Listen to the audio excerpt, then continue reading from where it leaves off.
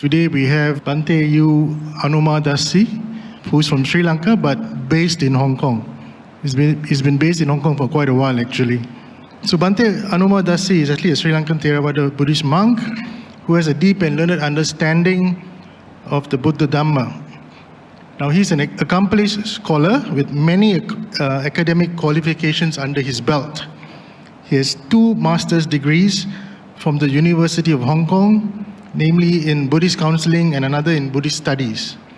He also has a master's from the University of Kelaniya in Sri Lanka.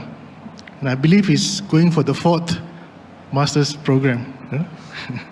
First time I've come across a monk with 4 master's programs, degrees with him. He has also obtained a bachelor's degree in Buddhist studies from the Buddhist College in Singapore and a bachelor's degree in Sanskrit from the University of Kelaniya. He has obtained full scholarships for all his graduate and postgraduate studies. He's a brilliant monk. So we are very fortunate to have in our midst a young and very inspiring Buddhist monk who will speak to us on this very interesting topic, the Buddhist perspective on ghosts and spirits. See, Bhante, I told you, this kind of topic, you see the full house. He was worried that nobody will turn up because of the topic. I said, no, this is the kind of topic you'll bring in the crowds. So we hand the mic to Bhante to start this evening's Dhamma sharing. Good evening, everyone. So, shall we put our palms together? And we can say sadhu 3 times. Sadhu, sadhu, sadhu. So, before start this talk, so I will invite you to practice kind of the grounding technique, mindfulness technique, in order to ground our mind and body. It's mean kind of the preparation to give our full attention to the talk. Okay? So you can sit comfortably. So if you like it, you can close your eyes and bring your attention towards your sitting posture. Is it comfortable? If it is not still comfortable, you can adjust a little bit. Make yourself comfortable. Make sure that the posture that you are sitting is very comfortable, so that you can feel the sensation where your legs and the cushion is the touching area. You can feel the sensation there. What type of sensations there?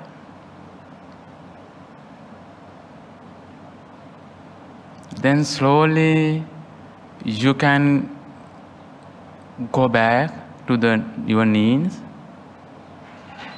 It is pain, or it's very natural, very neutral, or very comfortable. Goes down to your lower part of legs and bring your awareness, mindfulness toward your feet. How do you feel it? What kind of sensation you are experiencing at this moment? Is it cold, warm, or you don't feel anything? It's totally fine.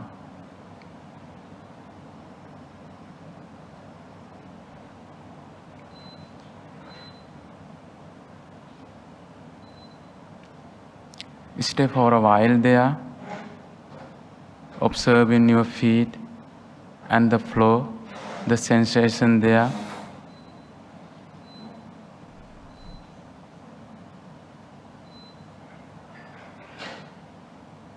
And now I invite you to bring your attention towards your abdomen.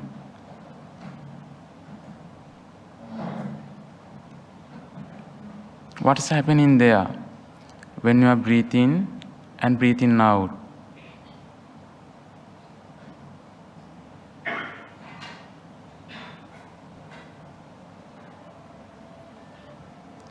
And slowly, you can bring your attention to your chest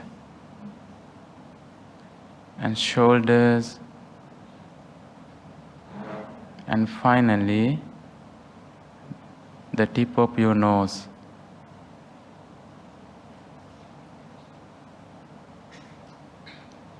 And experience the sensation when you are breathing and breathe out. And may I be calm and relaxed while I am breathing and breathing out. May I be calm and relaxed while I am breathing and breathing out.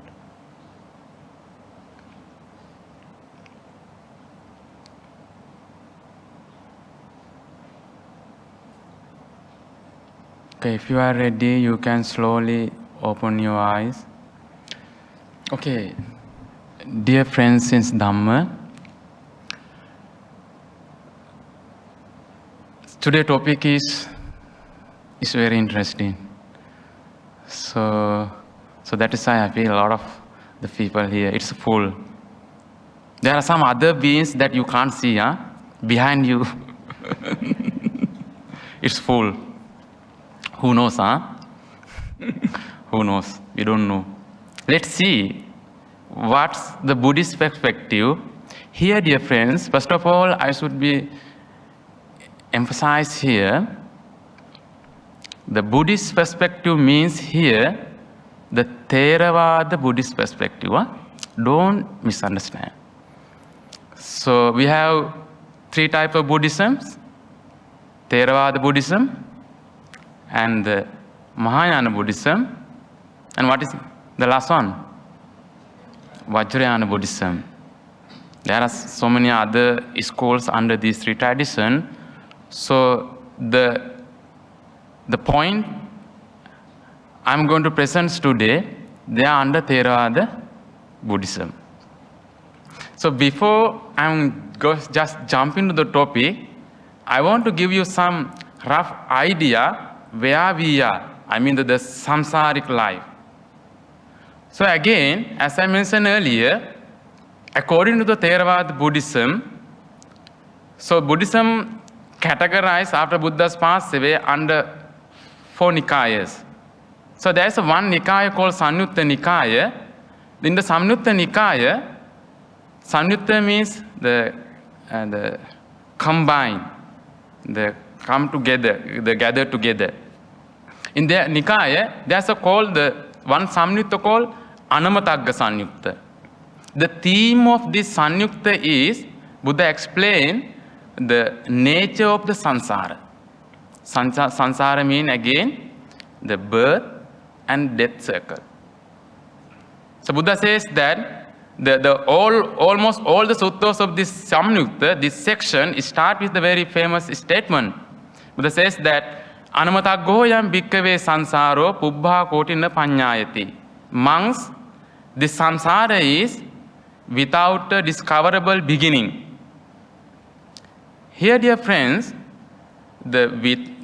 without impossible to discoverable beginning means there is not. This doesn't mean that there is no beginning.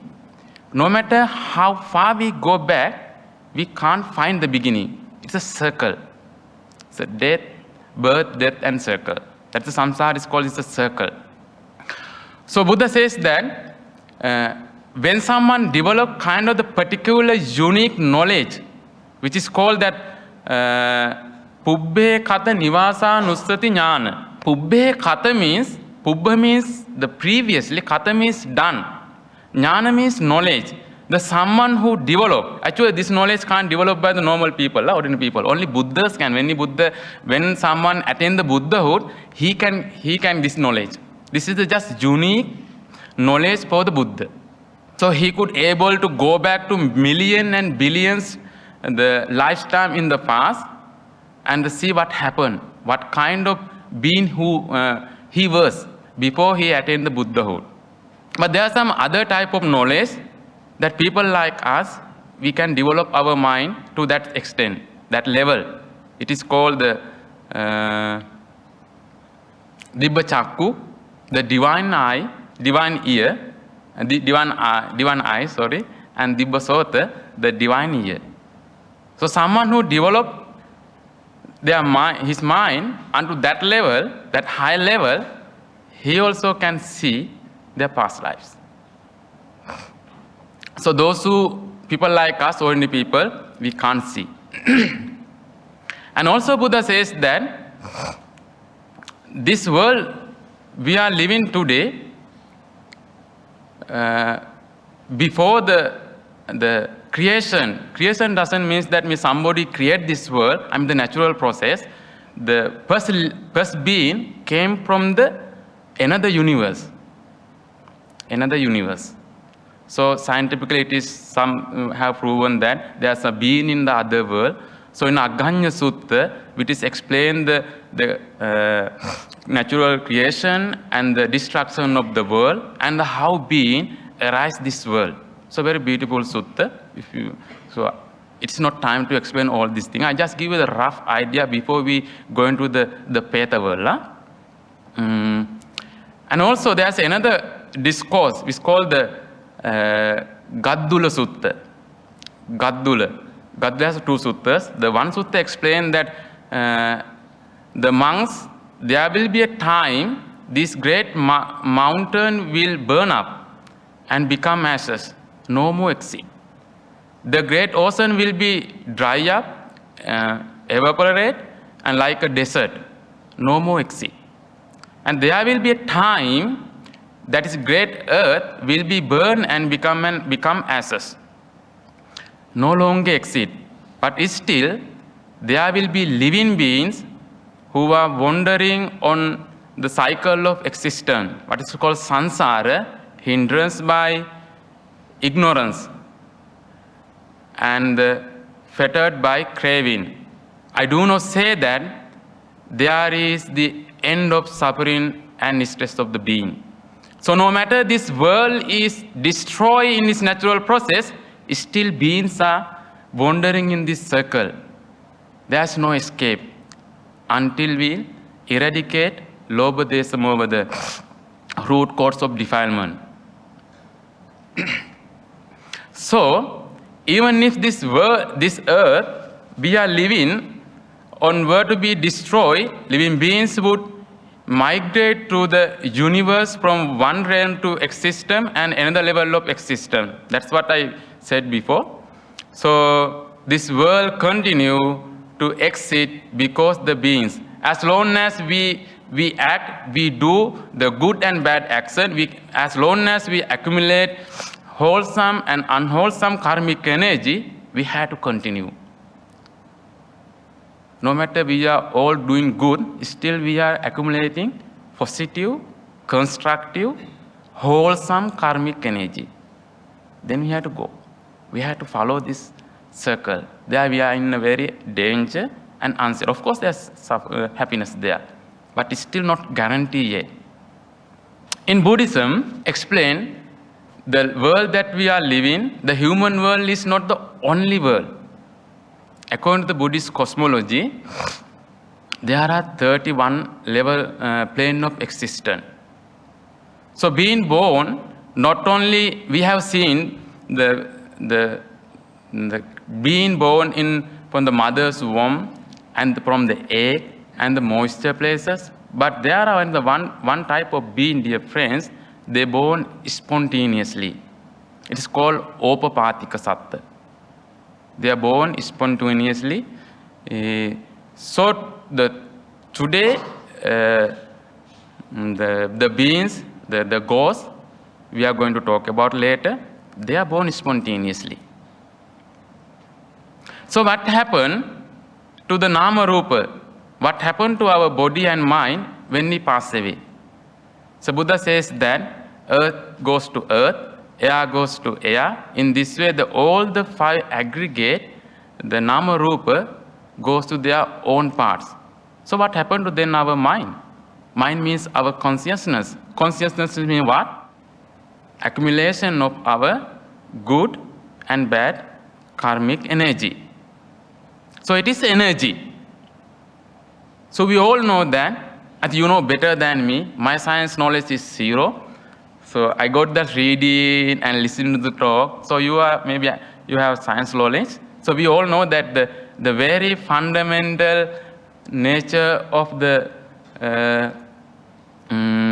energy is, energy can be created. What do you think? Cannot, right? So energy can't be created, as well as energy can't be destroyed. So what happened to energy then? Energy transform one form to another. So I mentioned earlier, I said before, so karma and its vipaka is an energy. So it cannot be destroyed. It should be then transformed to another form. So when our body become decay, when our body is no longer function properly, or in short we can say, when our body, when you die, what happened to this karmic force is flow out and find in a suitable place and start again. That is we call birth, rebirth. Here again, dear friends, very controversial point. Some tradition believe that when someone passes away, the being directly do not reborn in another world, but they exit exit temporary for certain period of time. So it is called intermediate state. Again, I highlight, this is the Theravada point of view. So don't misunderstand, okay? I know that the Mahayana and the Vajrayana tradition, they believe that intermediate state, which is called the Gandhabba state, after someone passes away, not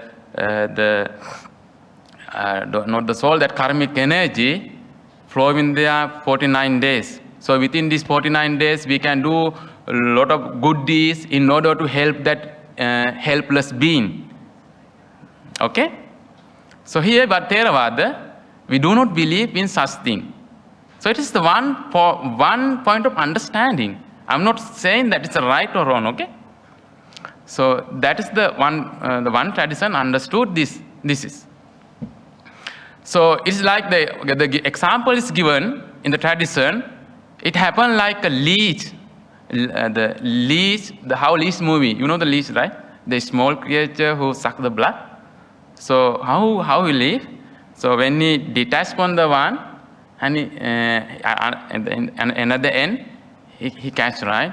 So this Samsara, when someone die, immediately he will reborn.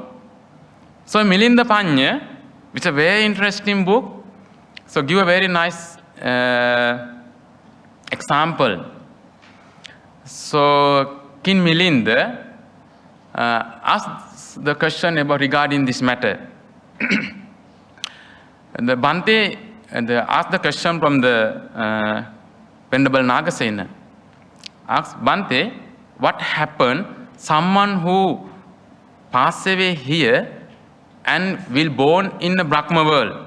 You see, the human world is the fifth, and the Brahma world is the above one. We don't know how far. We don't know. We don't know. It's incalculable. It's infinite. Yeah, we don't know. And what happened? What happened? Someone passed away here and be born in Kusinara. And who will born first? They both pass away at the same time, and ask who will go burn first? Those who go to the Brahma world, or those who born in Kusinara? What do you think? Who will burn first?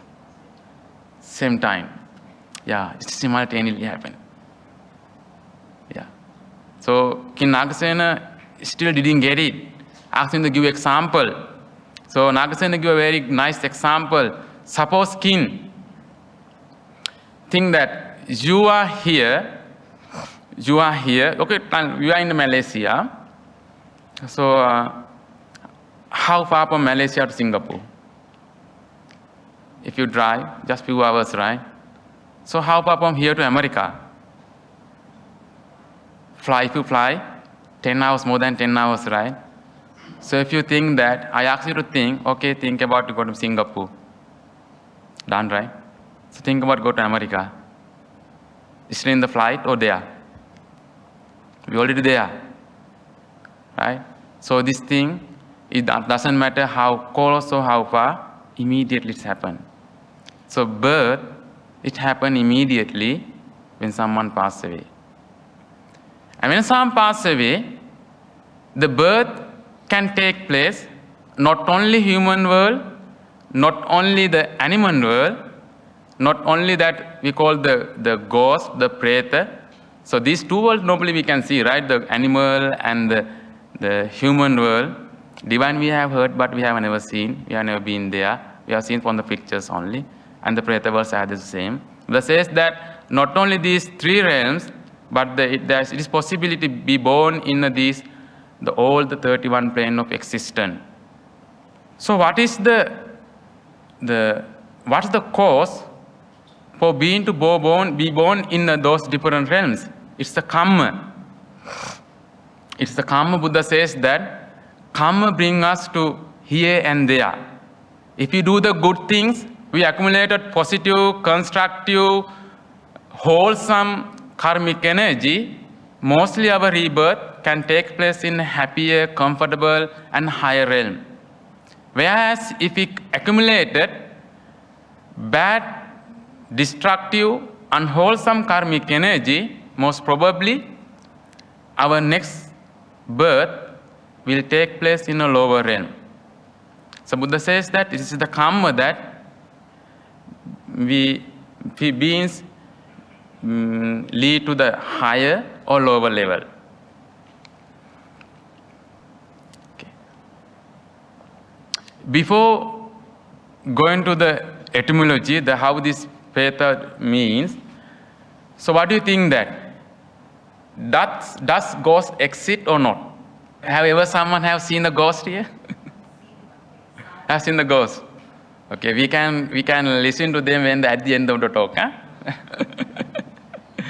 So recently, not recently actually. So I was in Thailand 2018. So every year in the winter vacation, our college, we sent out to the different part of the world there where we can practice meditation. Sometimes to the Burma, sometimes to Thailand. So 2018, I was sent to the Thailand. So Ajahn Chah, the meditation center, it's not the main branch, but there's another meditation center near the Burmese border, which is a very remote area. The center is called Dhammagiri Foundation. Dhammagiri Foundation. There is no transportation. We had to somebody came to the city and pick up to there. Okay. So when we were there, so according to their tradition, on full moon day, in Ajahn Chah, the main branch, once a week they have to practice overnight meditation. So that Dhammagiri Foundation, we have to practice overnight meditation on full moon day. So it is very intensive meditation retreat, 21 days, starting from the 3:32 until 8:30. There is no any means of communication. We just totally shut down. Yeah. So on the full moon day, it's a volunteer. We are asked to join the overnight, the meditation retreat. It doesn't mean that from 6:30 to the next day 5:30 we practice on cushion meditation. So what is interesting is at the midnight, the ajahns, the teachers and the practitioners start to share the ghost stories. And also their experiences when they are encountered again when they are practicing in the jungle, which is called the Dutanga. So one ajahn from America, he says, not his own experience and somebody else's experience when he's practicing in the meditation center, meditation hall. So he's a very nice person, very young, and he abandoned everything and fully committed to the meditation, the practice. So he says that one evening, so when everybody left the hall, meditation hall, he was there alone. So he wanted to continue another few more minutes. So when he closed his eyes, practicing there alone, just in front of the Buddha statue, he felt that somebody is moving here, coming from the one corner. Somebody is coming from the one corner, and he was closing eyes and practicing meditation, but he feel that somebody is moving and come closer, that he feel that somebody is going here and there, and he started to the goosebumping. But he was not there to open his eyes. He was so terrified, but didn't open the eyes. And he feel that somebody is going to walking this way to other way, and standing there again, going with them, like that. So he was so terrified. But he didn't open, because he was not there to open. And he said maybe because he doesn't want to, maybe he is scared, he is terrified. Or maybe he said that I don't want to disturb my meditation technique. I want to continue to experience what is happening there. So after a while, that thing, he felt that something moving away and become very normal. So after this incident, he approached the Ajahn, the teacher, and asked about it. And he said, it's very normal here. It's very normal here. There are some guardians in the monastery and this hall. Time to time, people experience such thing. So it's kind of the spirit. Kind of the spirit. So people sometimes, especially those who practice the solitary meditation, time to time they explain. Anyway, that's another funny story. So that story tells us what? The spirit is exiting. Right? So another friend of mine, when I was in Myanmar, swimming meditation center, Ajahn Chajaniya's meditation center, which is very known to the American, Chinese, and Korean. So that friends told me that there's another Sayadaw. Sayadaw means a senior monk in Burma. So he has been practicing meditation in the jungle, and he want to know that whether God exists or not. So in the jungle, he didn't find out. He was not satisfied. He didn't see any ghosts there. So he ventured himself. Okay, then I heard that it is popularly known that ghosts, where they live? Cemetery, right? They live in the cemetery. So he ventured himself to cemetery and he started practicing meditation, thinking that, okay, if there's a ghost, they should be here. I should be seeing ghosts today, because this is the ghost dwelling place.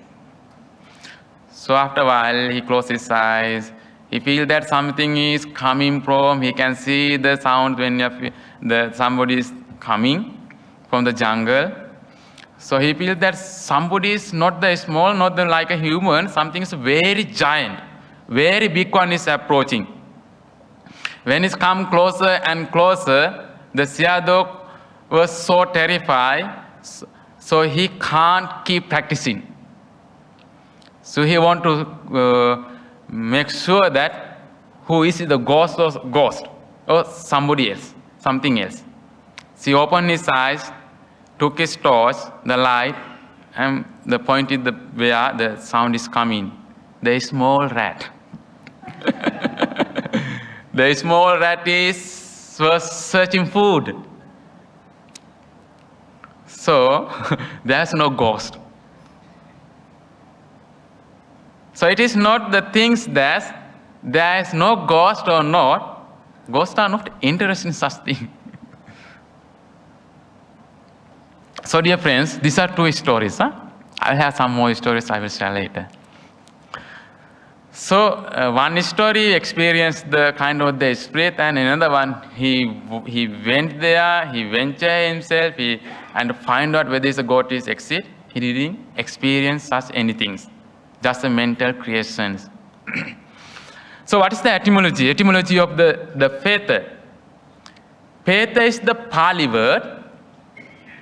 Preta is the Sanskrit. The both mean departed and deceased or dead person. Also we call it the ghost or spirit. The term, the pray plus ether, that's how these terms the combine. Huh? The gone forth, departed. We generally, normally, those who pass away, we call it preta. It's not necessary to be born in a ghost realm. Somebody passed away, we call it preta. Okay, that is why when you are transferring merit, we call yatavari vapura paripurenti sagarang evameta ito dinnam petanang upakappati. This a peta means here doesn't mean that our relatives be born in the ghost realm. Huh? It's a passed away, the deceased, the dead one. Dharma Sangraha.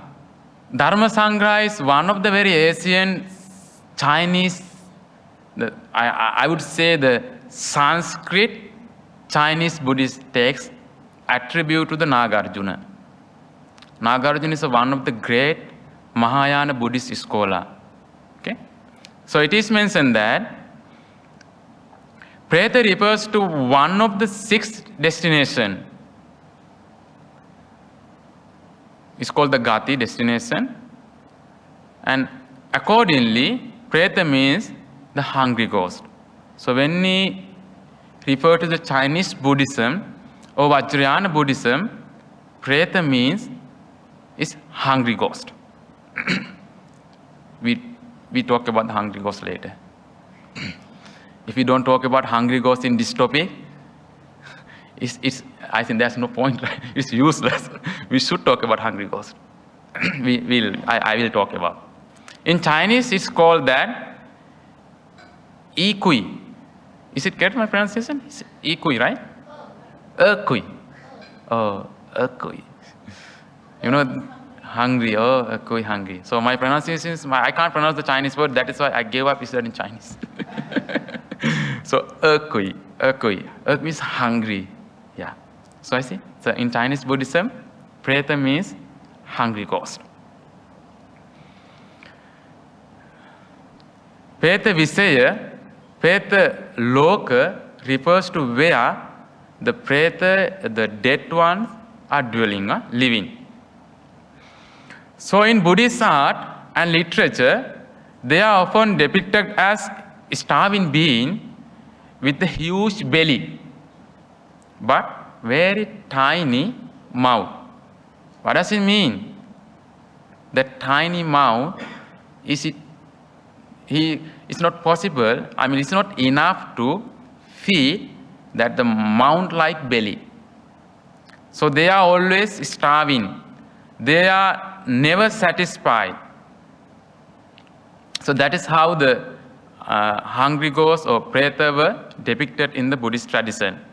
And also, when he refers to the doctrine where the talk about the preta, so very often we come across the pretas like they are naked and covered only with hair, and also the flames coming from the mouth and making very mournful sounds.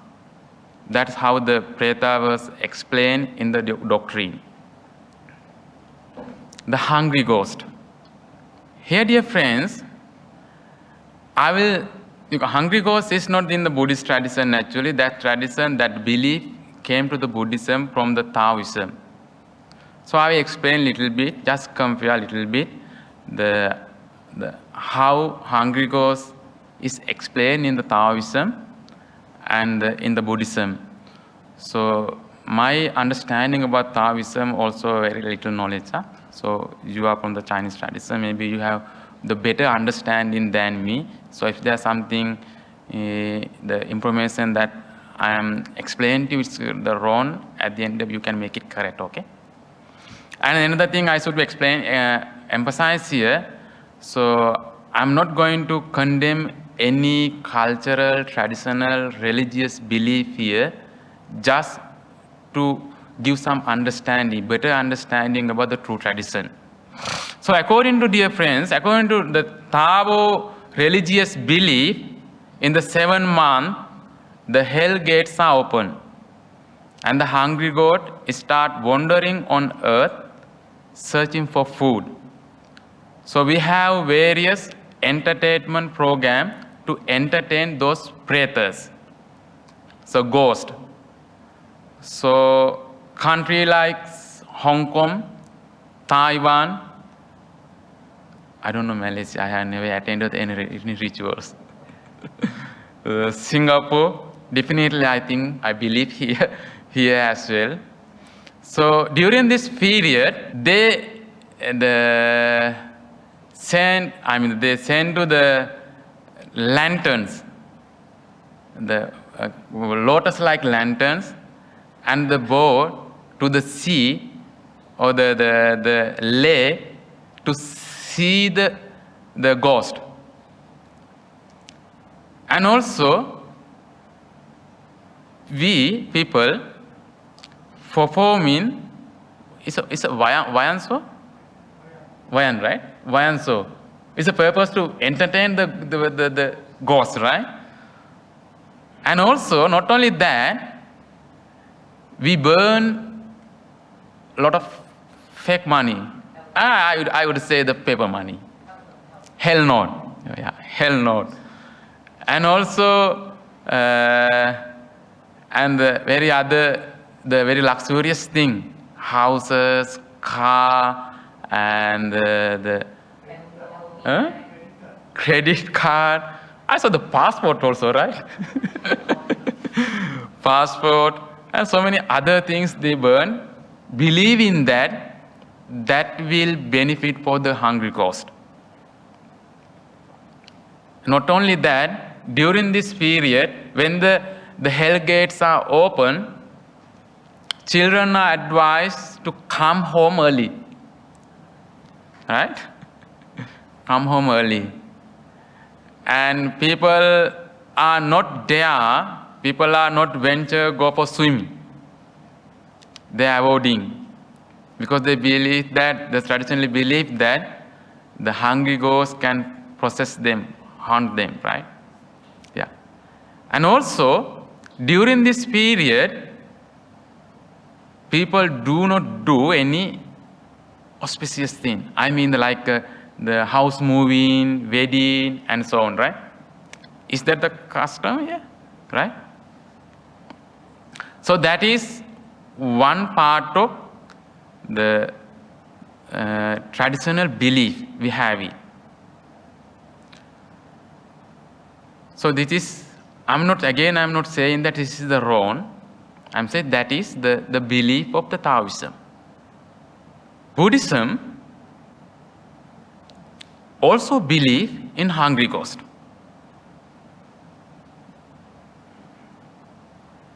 In 31 plane of existence, the lower, there's a four lower realms. The second one is Preta world, hungry ghost. We believe in. But we don't believe what Tao followers believe. Dear friends, Buddhism is an accommodative religion. When Buddhism was introduced to other part of the world, either China, when especially China, they embrace, adapt to the local culture. Buddhism didn't deny the local culture. So when Buddhism was introduced to the mainland, the China, the Taoism was there. And Confucianism is there. So adapting, embracing Buddhism, embracing Taoism and Confucianism, the Chinese people created the Buddhism. It is called the Chinese Buddhism. So that is why even we are Buddhists in Malaysia, Singapore, Taiwan, China, Hong Kong, during that 7-month period, we also celebrate the Ghost Festival. So we have been living very harmoniously for thousands of years. There's no any conflict, no conflict. There's no right or wrong. That's how the Buddhism adapted. That's how Buddhism was accommodated. So Buddhism recognized hungry ghost realm as one of the 4 unhappy realms. This realm is known as Pretaloka. Pretas are kind of spirit-like beings, light-like beings, and shadow-like beings. Those beings do not have gross level of physical bodies. They have very subtle astral bodies. So our naked eye can't be seen.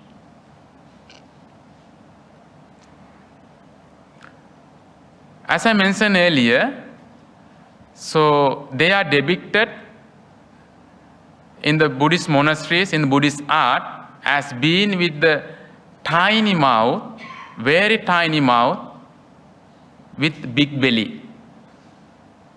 It means that they are never satisfied. They will never have enough food or enough drinks. They will never satisfy. These are the beings who are suffering from excessive greed.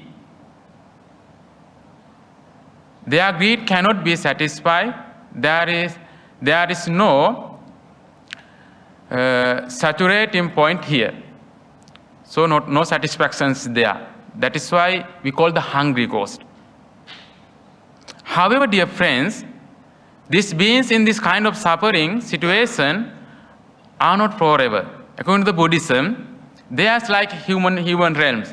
They will not suffer there for forever. There is no certain period of time they will live in that kind of the realm, as in the above of the human world. Others that the few kalpas will be how many others realms like the divine realms, like Brahma world. There's a certain type of the ages, the million or 1,000 and 100 of kalpas. But the lower 4 realms, particularly the ghost realm, the preta world, there is no certain time period. And also it is not the permanent state. When their bad, unwholesome karmic energy is over, they have a possibility to be born in either human world or divine world or any other worlds. They will be born. So according to the Buddhist understanding, Buddhist point of view, it is not the permanent state of existence, it is the impermanent. When you were there, when you were born in Preta world, why were they born in the Preta world? Because of their bad karma. It doesn't mean that he has done nothing good. Right? So when the consequences, the result of the bad karma is over, then they will be born. And another thing that those who born in the Preta world, they can get married from their relatives. We can transfer marriage to them. Later on, I will go to how Doctrinal and the Petavatt to explain that beautiful tradition of transfer marriage was explained in there. So when we transfer marriage, they can enjoy, they can rejoice that's married, and there's a possibility they can change it there. So what we see here, if you picture is clear, human the lifespan 10 years upwards to every day. So when the world is, it's explained in some discourses, when the world is destroyed, and destroy means not nobody destroy, yeah? It's a natural process. The life drop to the 10 age.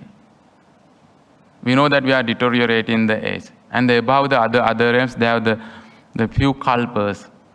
Kalpas means there is no, it's incalculable. Actually, here is given some simile. The monks ask, how long is the kalpa? So Buddha says that it's incalculable. If I give the numbers, you can't understand. So the monks ask, give me simile so that we can understand how far it is.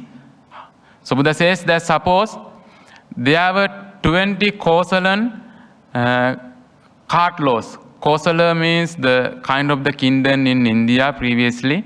We may take like a container, okay? We suppose that a container. And those containers are full of sesame seed. Sesame seed. So one person at the end of every 100 year come and take one sesame seed. So there was 20 container full of sesame seed. One person at the end of the 100 year go there and take one sesame seed. So when that sesame seed end from that 20 container, this is one kalpa. So that's just giving the understand the how is the kalpa, right? So if we born in hell, the says that later there are some discourses. So if time allows, we can go. If you born in there is very difficult to escape. It's almost impossible. So did I answer your question? Okay.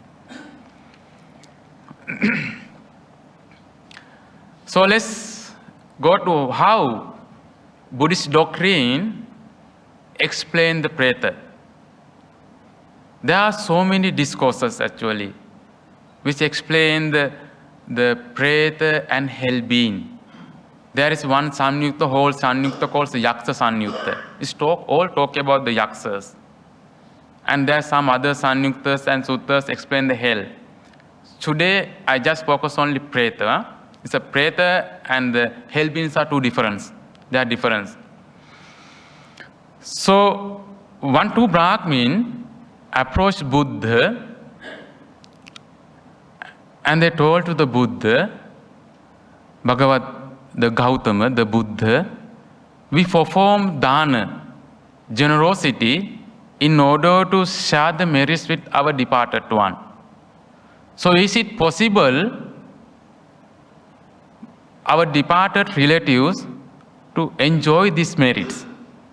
Buddha says that if the condition is right, good, they will get it. If the conditions are wrong, they don't get it. Very direct, right? Very direct.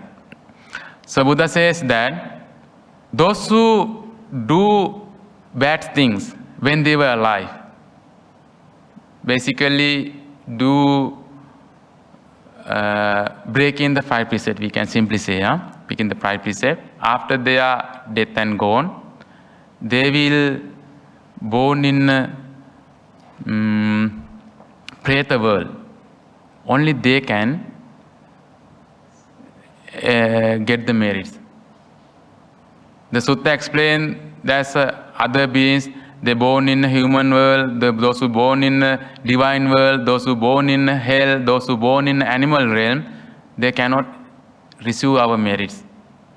The preta world, those who born in there, still we can help them.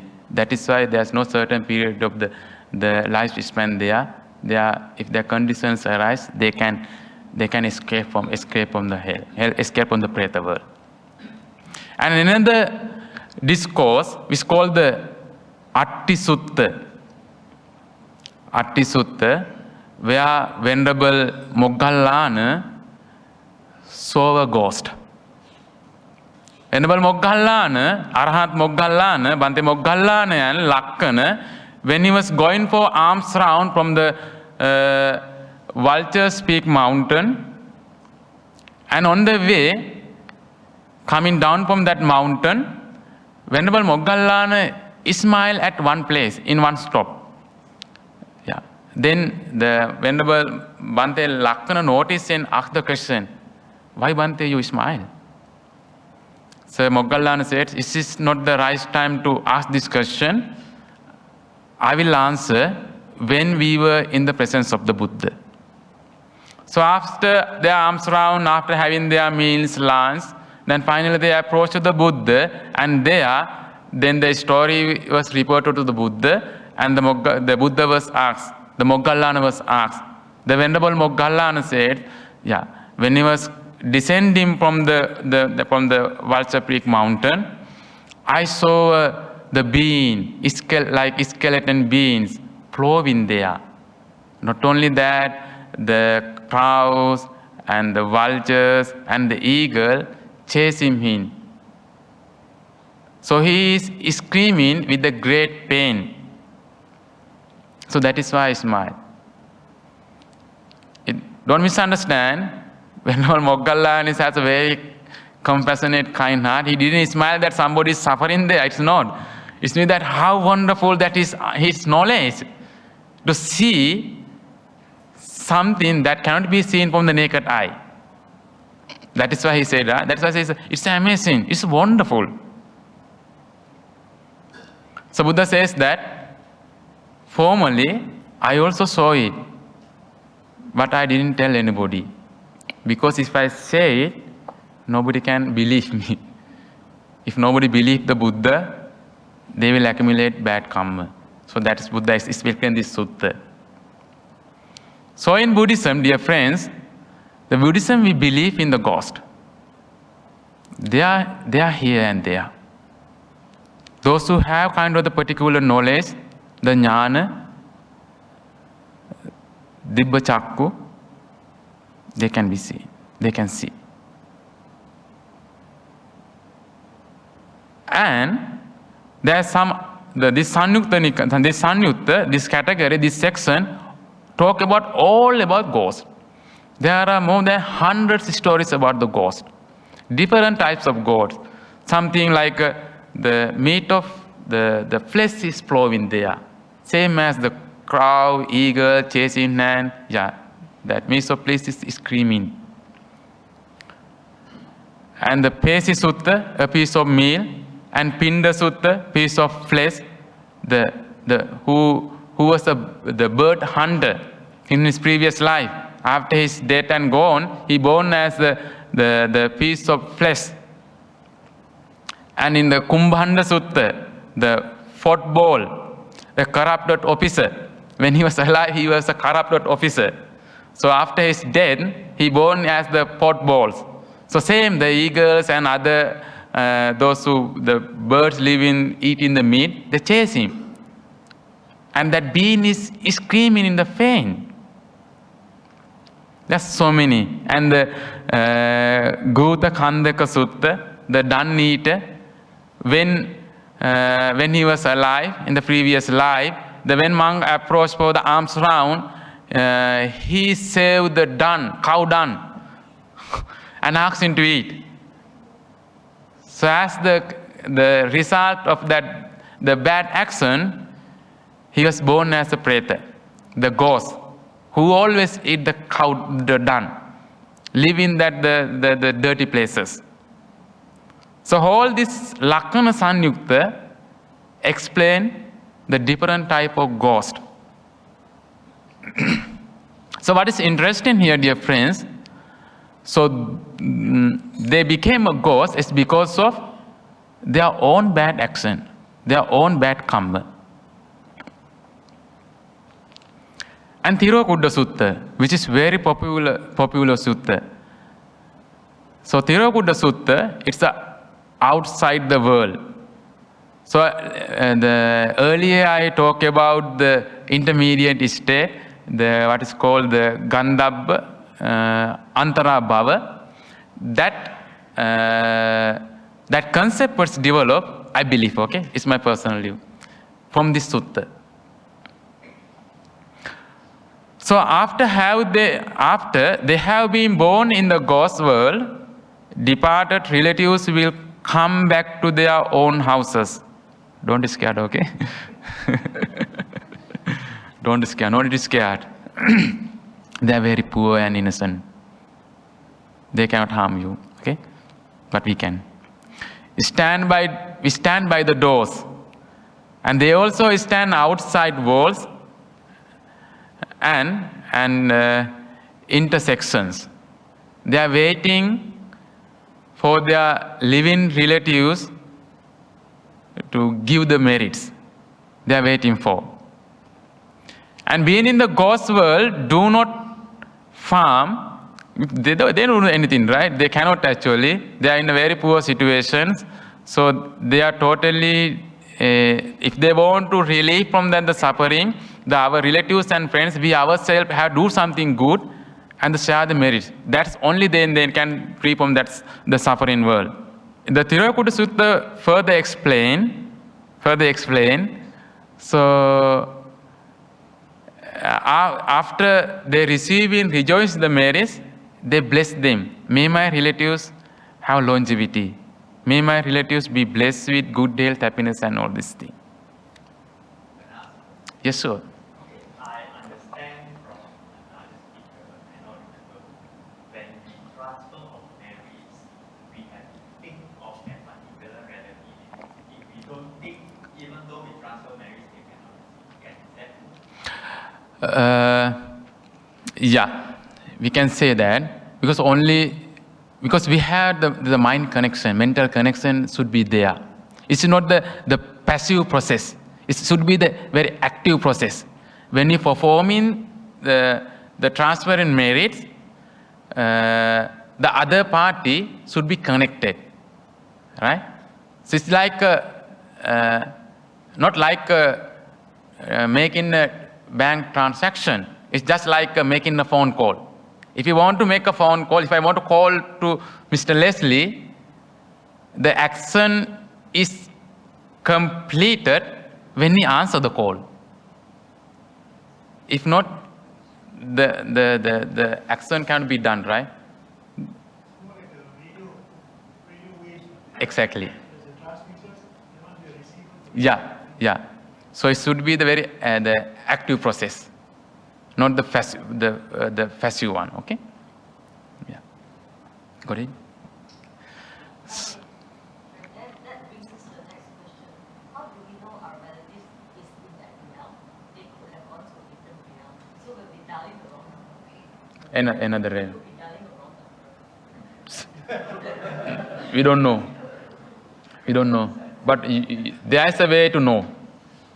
There's a way to know. How I explained very early. You have to cultivate your mind.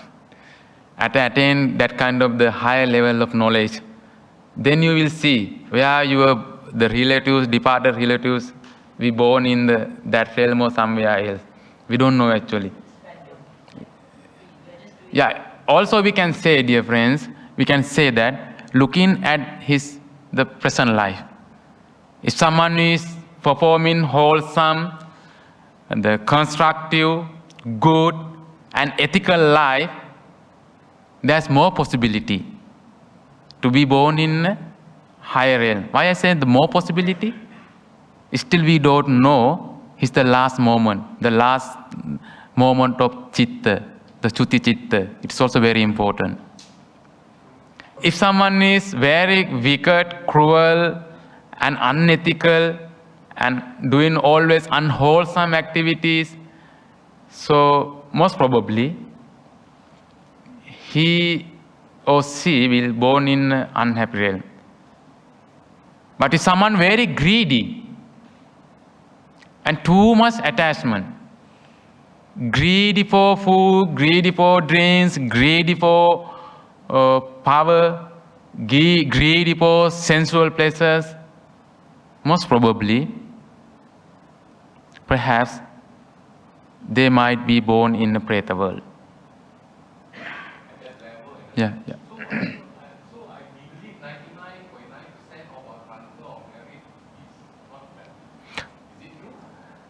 No.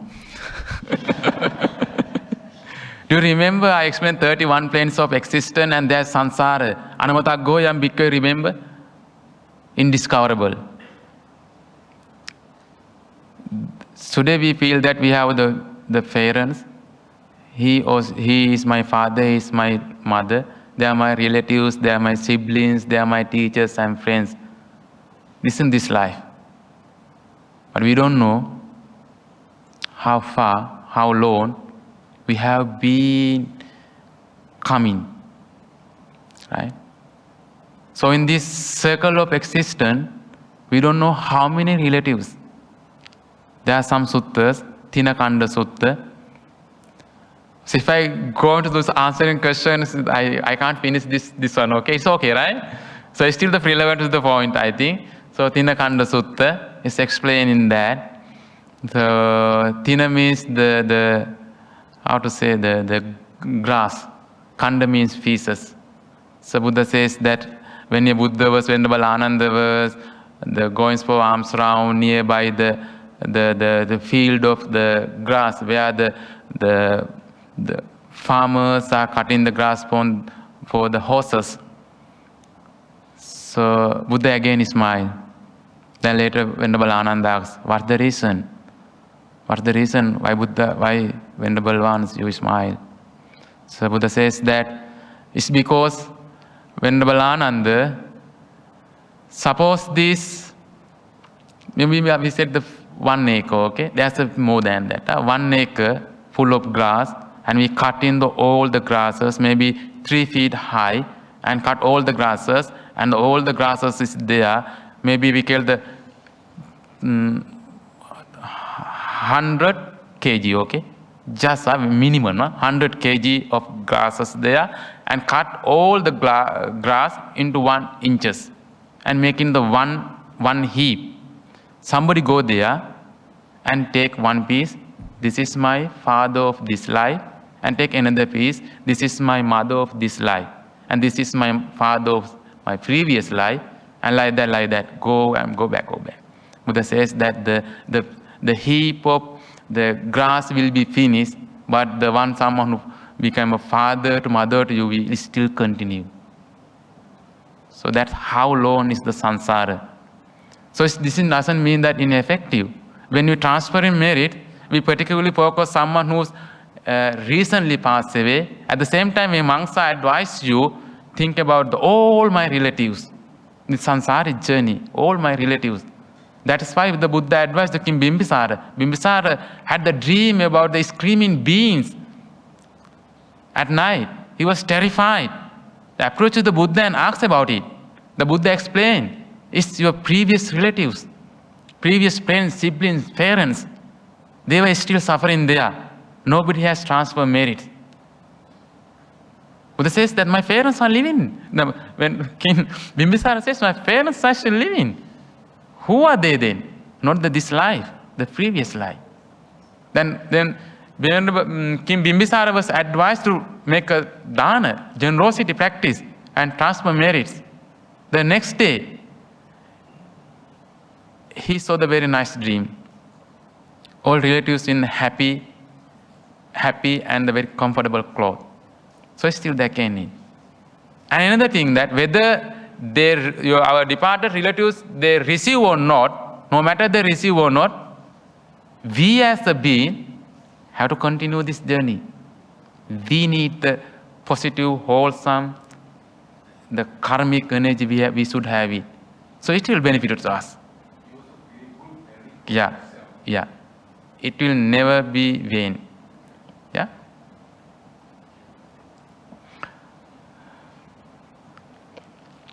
Petavattu. Peta means the ghost. Vattu means the explanation.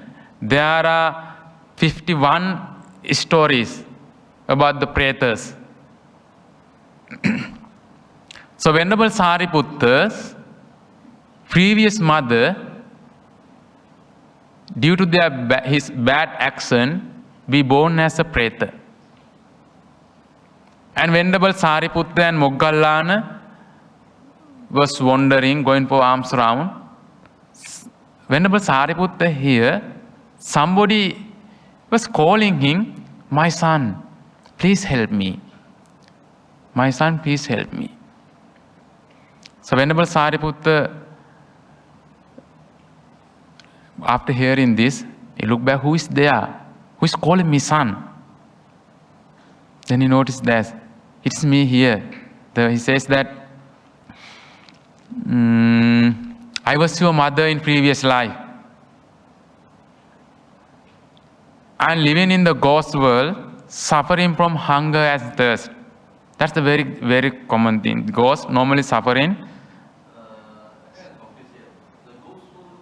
Sorry. The gospel here is referring to those people who once departed become a ghost, or is this gospel is after the whatever they serve, whatever the karma that they have, then born as ghosts. Yeah, here the ghost means not someone who passed away, not the dead one. Of course, the dead one is somebody who was born in that realm, that world.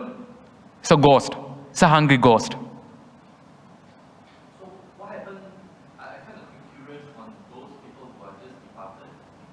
They are in the intermediate stage, and they don't want to go to the next phase.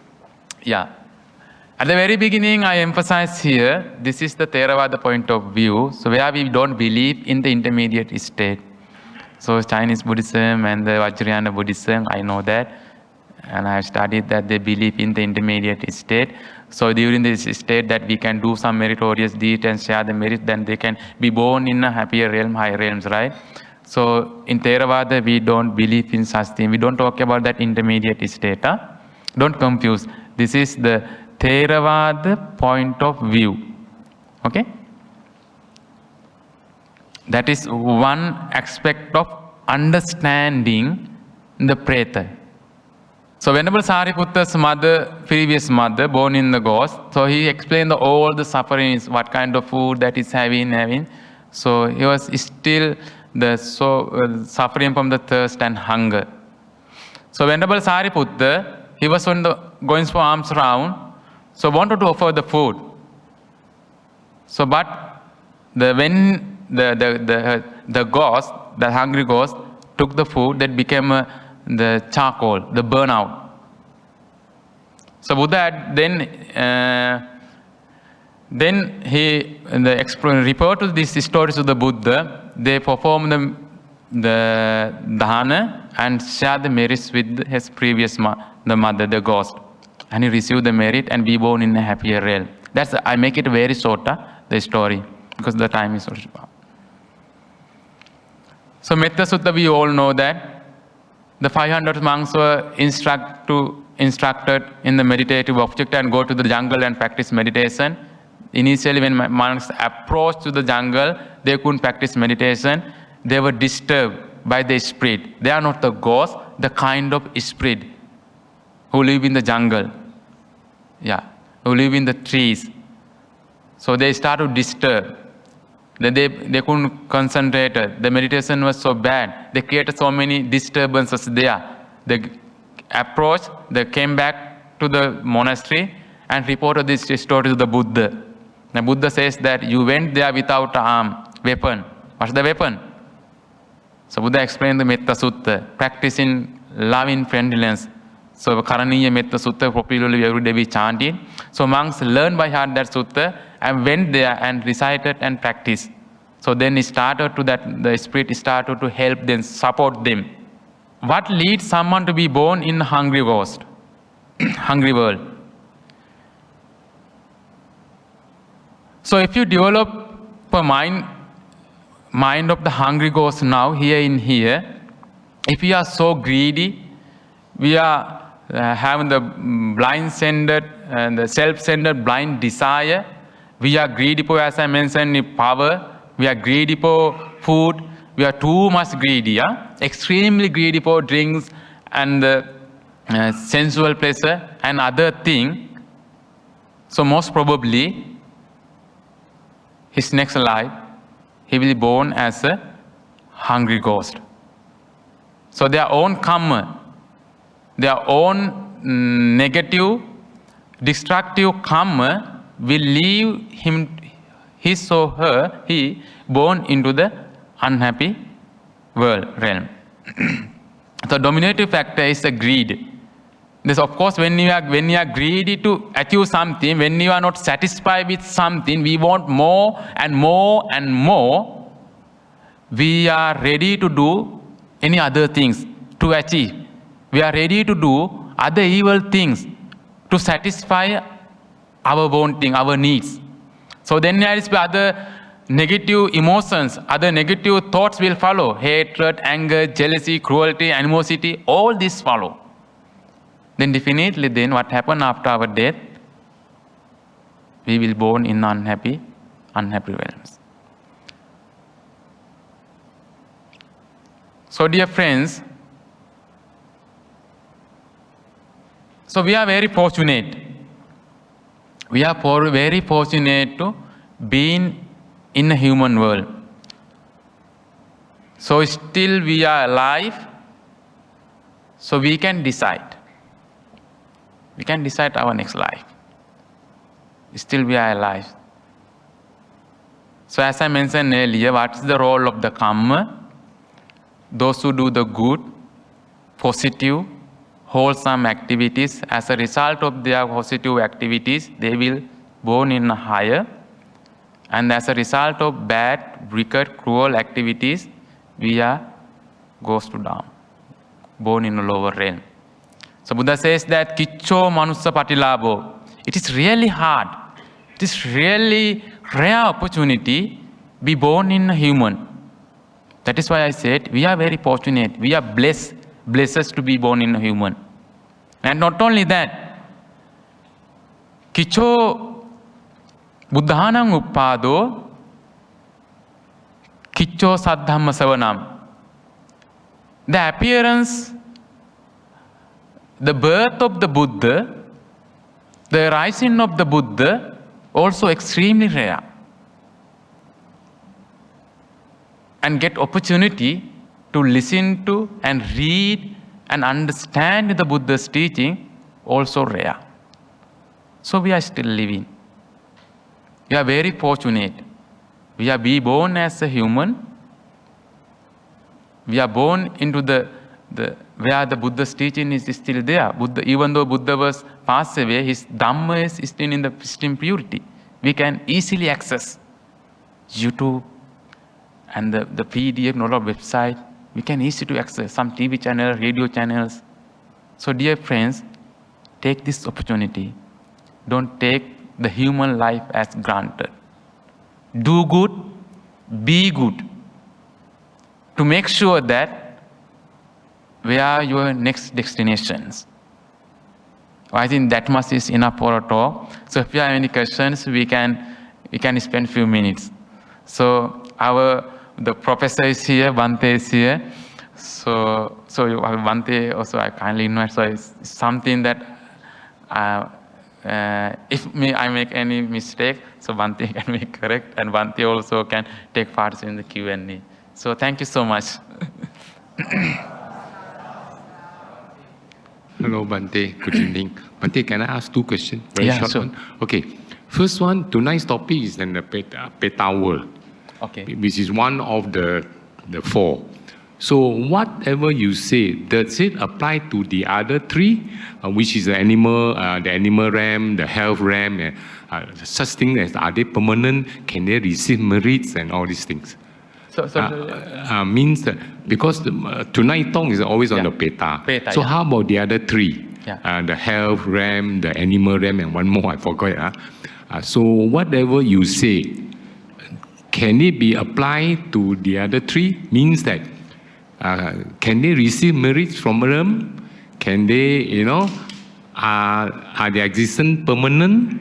And this sort of thing. Okay, and then the next one is a very generic question. I will answer this question first. Okay.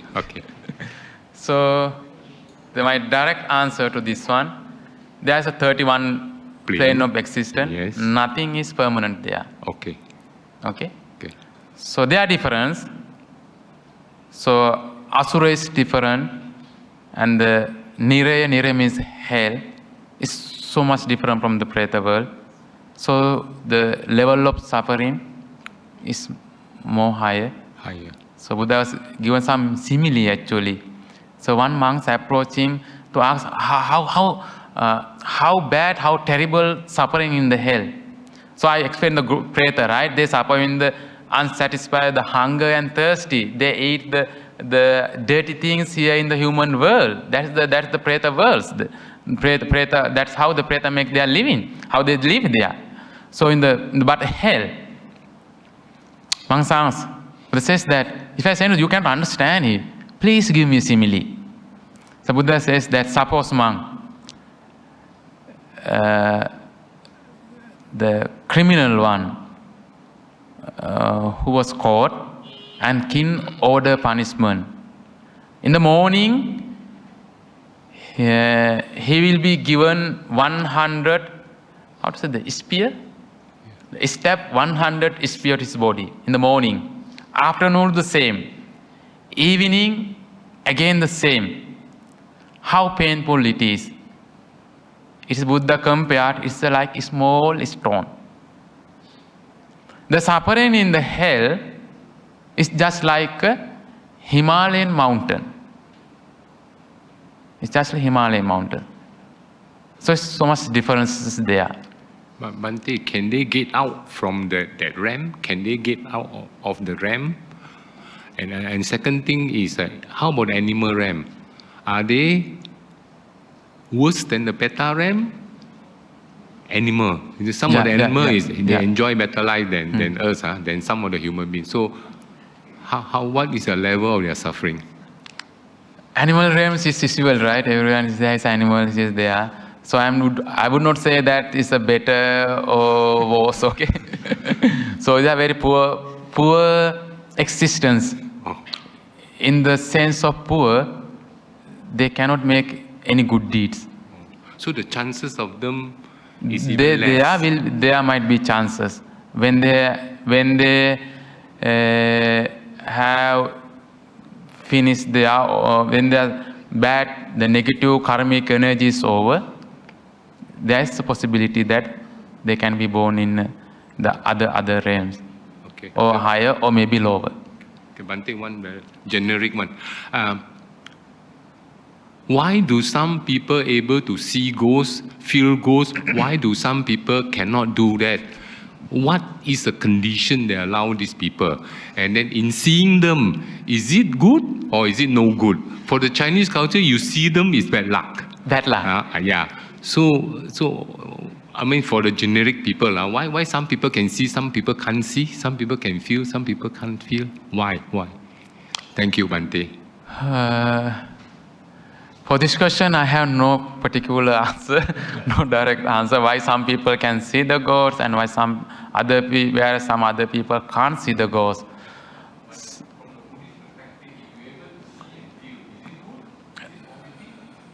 This is how you get it. This afternoon, when I was, not yesterday, so Mr. Leslie asked me to give some blessings for the one police officer when he was there. So after that blessing event is over, the one young boy approached me. So very devotedly expressed the Buddha and make an offering and approached me and asked, Bhante, I have a question. Please, I said, go ahead. So I do my chanting at home. I invite devas. I said, I asked, how do you invite deva? He very nicely recited the Samanta Chakravale Subha, I learned by heart. And I asked, what kind of the sutta you recite? The Karaniya Metta Sutta and Ratana Sutta. He learned by heart all the suttas. He says that, Bhante, my question is, when I'm reciting, I feel something, the very, very unnatural things, my goosebump, right? Yeah, goosebumping. Yeah, this kind of thing. So, and I feel that kind of the nice fragrance, something like that. Is it good? I said, how do you feel it? Is it good? I said, very nice. Okay, then it's good, right? So I asked, when you transfer marriage to I said, I continue it. He asked me whether I continue or not. I said, you continue it. So it's a good thing. So don't forget to share the marriage with the divine being. I said that. So I said, actually, do you transfer message to your departed one? Said, somebody says that it's not good to do it at home, so it's good to do it at the monastery. So it's okay. So, and he further says that when I transfer merit at home, he feels quite uncomfortable. So I say, if you feel uncomfortable, don't do it. So in the sharing merits with the divine beings, and when you're chanting, he feels good, he feels comfortable, then I should continue it. So I don't know it's how comfortable note. So that is how, so it's up to us, it's very personal. Bhante, just need some guidance. So can you just share a bit on high level, once the person departed, right? From Theravada perspective, how does it actually enter to the 31 assistant? Is there an option that they opt not to go? Something like that? Not to go mean? Not to go to this, follow these rules. 31. Is there some possibility? Yeah. Not to go to that lower realm? Yeah. Do they have the option to not go to this? Oh. You ask me whether we can choose to be born in lower or higher? No. Meaning that in Theravada teaching, right? Once a person departed, yeah, right? So because I noticed, okay, based on my observation, I noticed that there may be an option that they don't want to go for the light, so they stay in the current world, right? So I kind of curious that can they do that? Just take me as an example. When I departed, maybe I saw some light, but I choose not to go because some attachment that I have in this world. So is there such an option from Theravada perspective?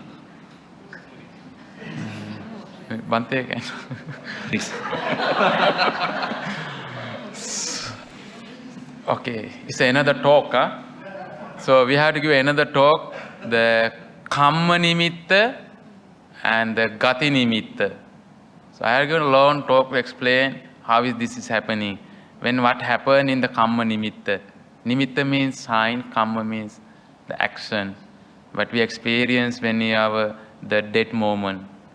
The Gati Nimitta means what Gati means the existence, Nimitta means sign, what we experience in that moment. So it's a long way to explain it. So some people, depend on how they behave, how they live a life and their presence, they have the different type of the sight. As you said, somebody sees the light, somebody sees the light, maybe the bright one, somebody sees the dark. So, yeah, I know that. The Mahan tradition, and also we monks, our tradition also, when even that moment, we try to help them. How we try to help them? Sometimes monks are invited to perform kind of the meritorious deed. Sometimes that person is reminded what good deeds he has done. Sometimes let him see the Buddha statue, some picture, so all these things. So helping them to not to follow. If you see the bad light, we don't know that, only he knows. So if it's the bad light, so when you have this kind of create the very conducive environment not to follow that one. Have the good thought. So then he can change it. But we don't know for how long. I'm not sure whether I answer your questions. Yeah, it's okay. But my next question would be, so far, did any, I know that just now you mentioned that monk, right? You give some example to actually have some sense of ghosts, and actually those people, and there's some monks actually try to find, but at the end they just found a rat, right? So I just want to ask, out of curiosity, did actually monk got possessed before? Or if let's say... Monk can possess ghost? Yeah, possessed by ghosts. Haunted by ghosts. Yeah, and in case we, as ordinary people, if let's say we saw them or we encounter them, what is the best advice that we can do, or any chanting that we can do to actually make things not so hostile? Thanks. Yeah, that's a very good question actually. The people, human, can be haunted. Right? Haunted is the word, sir? Haunted or possessed? Possessed by the ghost. And if so, how we avoid it? I think it's also depend that how weak our mentality is, how wicked, cruel we are. I haven't seen that somebody possessed by the ghost. So I was live alone in a very remote area in Sri Lanka when I was doing my high studies, A-levels. So the temple is located in the, sometimes one monastery is 100 acres.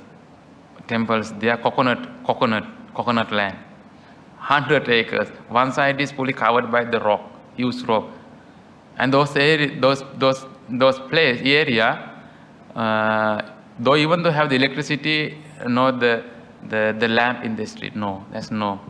And the house are very, very far. There's no closest house neighbors there. So after 7 o'clock, the whole area was dark. What's the worst is, the cemetery was just nearby. And they don't have the attached bathroom. It's another 50 meters away from the bathroom. So at night, we have to go to the bathroom. So how I survive, I just recite the Itipiso when I was a novice. Just Itipiso Bhagavaran. But I think it's helped me. So what I want to say that, so I haven't ever seen the ghost.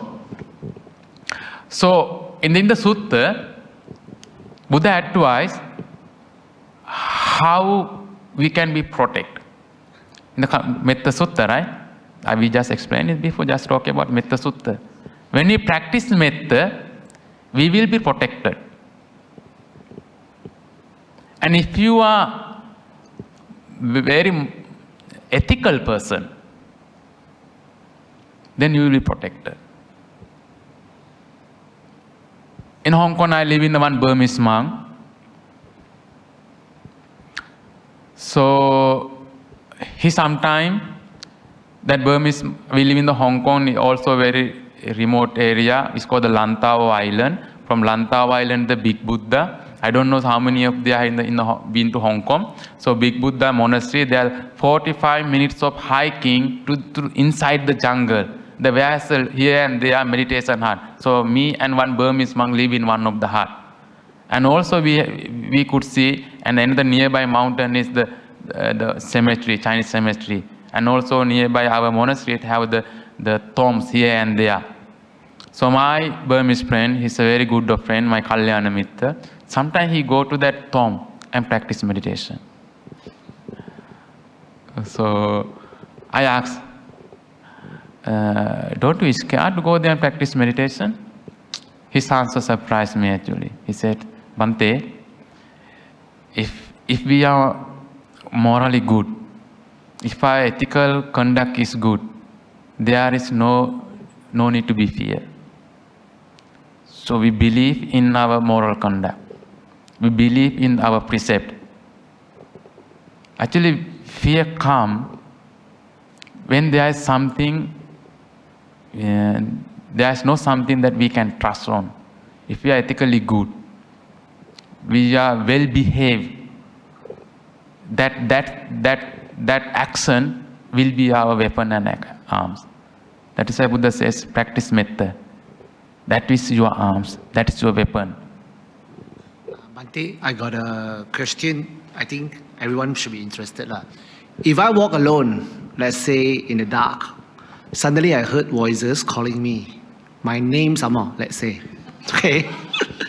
What should I do? Should I actually answer it, ignore it?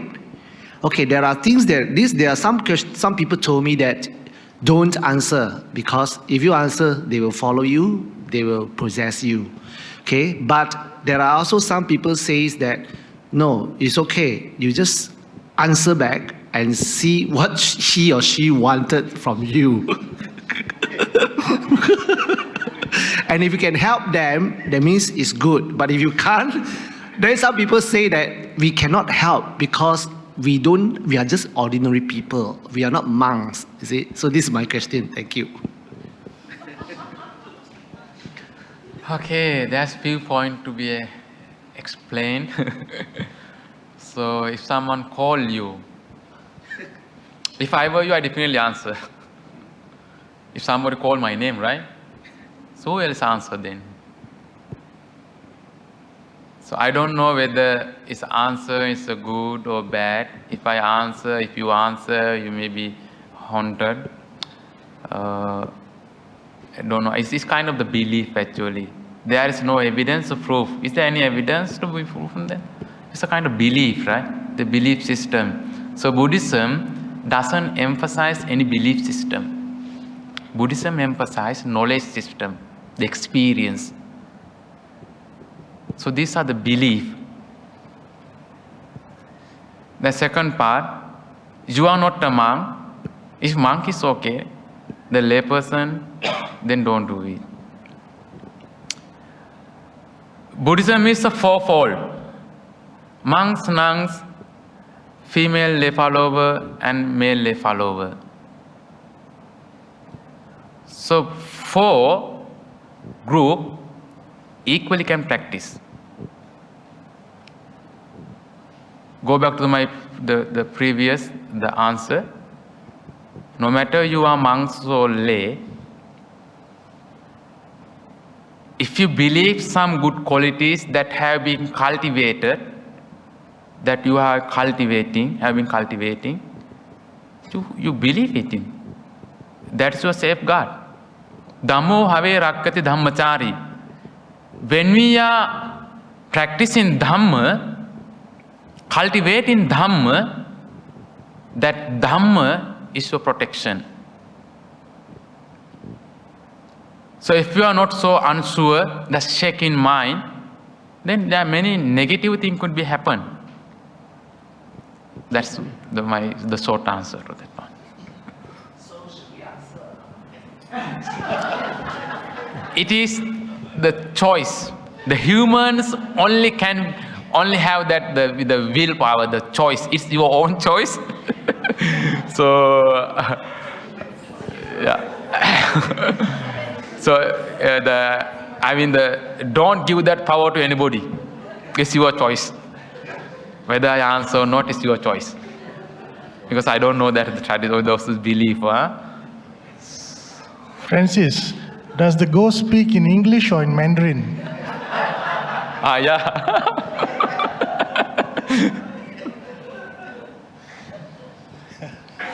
Bhante, okay, one question Sure. for me. Are there any evidences in the suttas about possession? Humans who are possessed by spirits. Yeah. Is there any evidence in the suttas? Yeah. In Vinaya Pitaka, in one story, Buddha says that monks, I have recited some blessing discourses in order to protect you from bad spirit. But there's one incident in the Vinaya Pitaka. I don't exactly remember the name, okay? So one monk was possessed. So some monks try to help him according to his own knowledge, understanding, but he was not cured. What he did, he ran to the slaughterhouse. What's called the slaughterhouse, the meat shop, where the pig butcher shop, right? Butcher. And he drank the blood, raw blood, and he got cured. Then they report that one, then report to the Buddha. Then Buddha didn't scold that monk. Buddha said, it's okay. The Anujanami Bhikkhave, I don't exactly remember actually. It's very nicely explained in the discourse. So that's kind of a story. It's there. So there is a possibility of being possessed. Yeah. Okay. Which brings me to the next question. I think most of these possessions happen because of a weak mind, That's true. right? That's true. And also because of a huge imagination that human beings have. I think much of the fear of ghosts are due to, at least now in the modern day, is due to movies, Yeah. horror novels that we watch That's or read true. and watch. Yeah. And this imagination plays up in our minds and causes this fear to build. You might not see it, but just because you see in a movie, imagining a ghost in a fridge or a TV or whatever it is, it works on you drastically. So even if there's nothing there, you feel there's something there, right? So it's all human-made. It's a big mind. In Sri Lankan, the Sri Lankan terms for the ghost is Holmana, right? Holmana. Hol means second. Mana means mind. Second mind. It doesn't mean that there is no ghost. I mean, when mind is weak, when mind is disturbed, when mind is the second, it's simply the weak mind, then that kind of the processing could be happen. But when you are mentally strong, how we become mentally strong? How we make our mind strong? It's a Dhamma. Dhamma. Cultivation. So when cultivation, so when we cultivate, when the mind becomes stronger and stronger, then we always feel we are guarded, we are safe. Nothing to worry, nothing to fear. That is why the monks, if the monks, he can answer, because monks always mostly monks are practicing. So they don't fear of such things.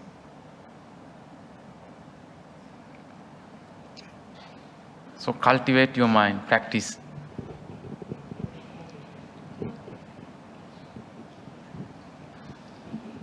Good evening, Bhante. Okay, I have two questions. Okay, the first question, just now you mentioned about the beta. Okay, you mentioned that, okay, when they suffer, it's like a step. Okay, 100 times they have a step in the morning and 100 times steps in the evening or in the night time. But this one, you are referring to the physical body of the pain or the mental pain? Okay, that's my first question. Yeah, sure. Yeah. So I have a question. Second question is... Okay, I will answer the first question. Okay. So to answer the first question, I have a question. For me? Without mind, how do you feel the pain? So, is the mind pain? Is physical body itself can experience the pain? Both. Can? Both. The mind, the pain is, even the pain is knee, pain is the leg, pain is shoulders. The pain, the mind can pain it, right? Okay. For the second, about the procession, okay, very hit questions. Any mantra or sutra to protect that procession? Thank you. Om Mani Padme Hum. That one is for wealth. Om Mani Good luck, Padme right? Hum. Om Mani. There is no particular mantra. Okay? There's no particular mantra. As I said, the early Buddhism or Theravada Buddhism, we don't emphasize such thing. Again, I have to tell, I don't know why I have to emphasize same thing again and again. So Metta Sutta is one thing. There are some other blessing discourses we can do. So what is most important is whatever you do, chant in the Metta Sutta, oh Namo Buddhaya, Namo Buddhaya, Namo Buddhaya, Namo Tassa Bhagavato Arahato, do it with conviction. Do it with the trust. Believe in the Buddha's quality, Buddha's attainment, the qualities of the Dhamma, while applying to ourselves and enhancing ourselves, practicing to ourselves. Don't do it as a ritual and rite. Okay? So, if you don't remember the kind learned by the whole sutta and the Metta Sutta, so you just Namo Tassa Bhagavato, Namo Buddhaya, Namo Buddhaya. But it should come from the inner heart. When you say Namo Buddhaya, if you are a cultivated person, within a few seconds, all the Buddha's qualities with you.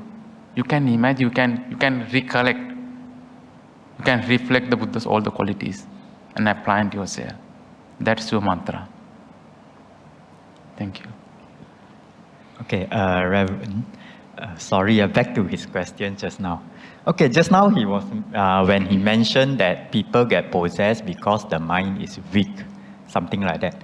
But if I am not mistaken, I may be wrong. According to the sutta, even Ananda got possessed one time where the Buddha had to come and help by, I think, Matangi's daughter.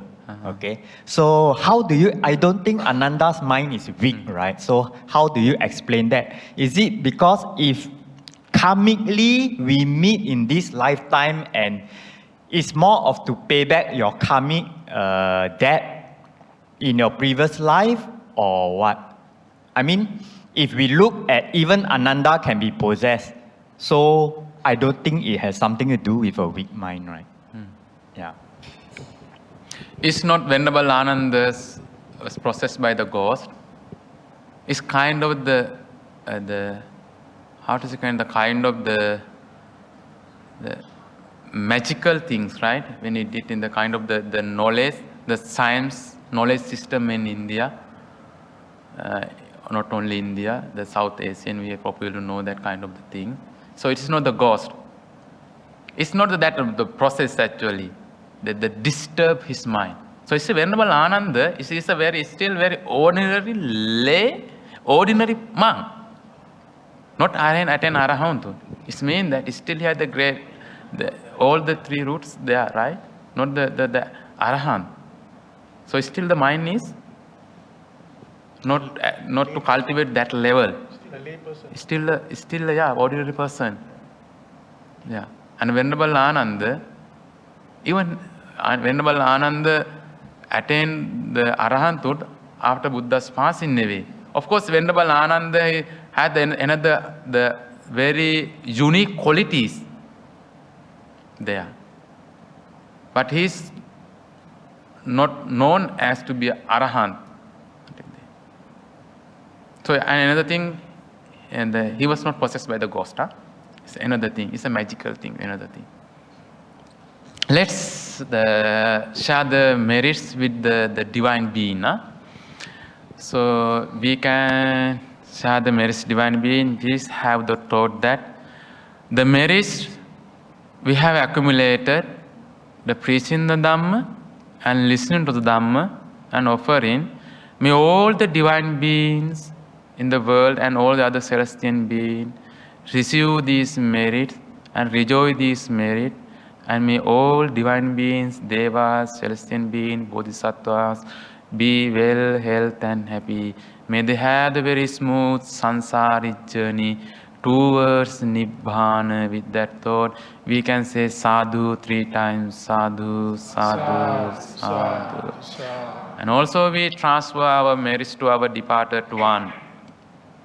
Please have a thought that may all my relatives in this samsaric life, my father's side, my mother's side, and all my friends, teachers, whoever they pass away, and if they born in a lower realm, the preta world, on a lower realm, they will born in a happier, comfortable realm.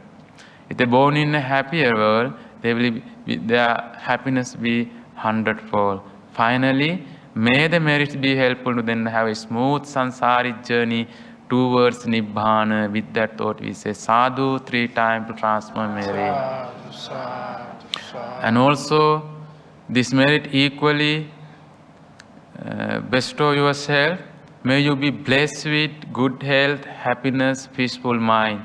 And particularly, may the merit will help you to cultivate the Dhamma, the mind, and may you have the very healthy, the physically and mental healthy life. In order to cultivate, in order to make use of this rare human life opportunity. And finally, may the merit will help us to attain bliss of Nibbana by understanding Four Noble Truths. With that thought, we say sadhu 3 times. Sadhu, sadhu, sadhu. I will recite some blessing stanzas in order to bless you.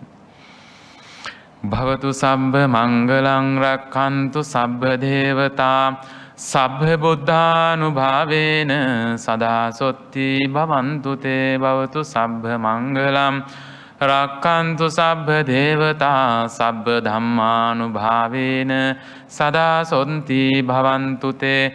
Bhavatu sabbha mangalang rakkantu sabbha devata sabbha sanghanubhavena sada sotti bhavantu te.